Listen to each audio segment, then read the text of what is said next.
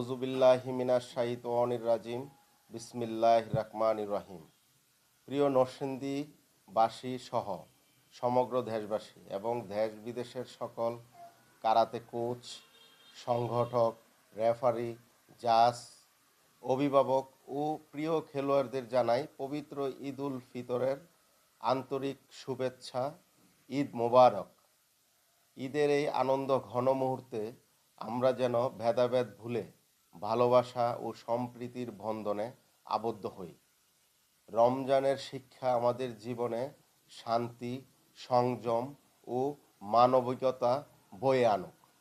নরসিংদী জেলা কারাতে অ্যাসোসিয়েশনের পরিবারের পক্ষ থেকে সবাইকে জানাই আন্তরিক ঈদ মোবারক।